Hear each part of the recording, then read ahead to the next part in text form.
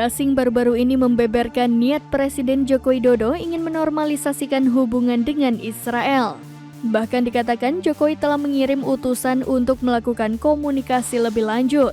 Menanggapi pemberitaan tersebut, pihak Istana Negara pun dengan tegas memberikan bantahan.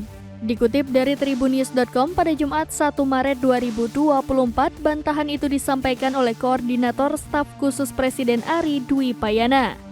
Ari Dwi Payana dengan tegas membantah pemberitaan media Jeosih Insider yang dinilai bias. Ari pada Kamis 29 Februari 2024 mengungkap Jokowi tidak pernah mengirimkan utusan untuk melakukan penjajakan komunikasi dengan pihak Israel.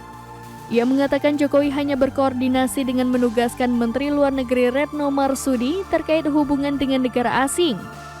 Ari kemudian menegaskan posisi resmi Indonesia di dunia internasional sebagaimana yang telah dinyatakan oleh Menteri Luar Negeri Retno Marsudi.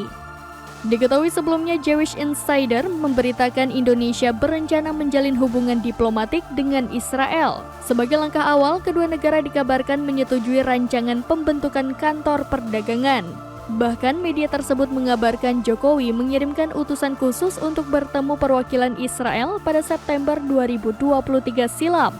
Jakarta dan Yerusalem juga dikabarkan sepakat untuk membuka kantor penghubung timbal balik. Israel dan Indonesia disebutkan membuat kesepakatan untuk memperluas perjanjian Abraham.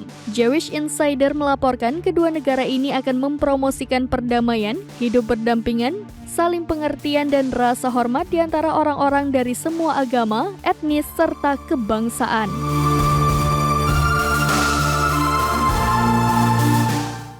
Download Tribun X sekarang, menghadirkan lokal menjadi Indonesia.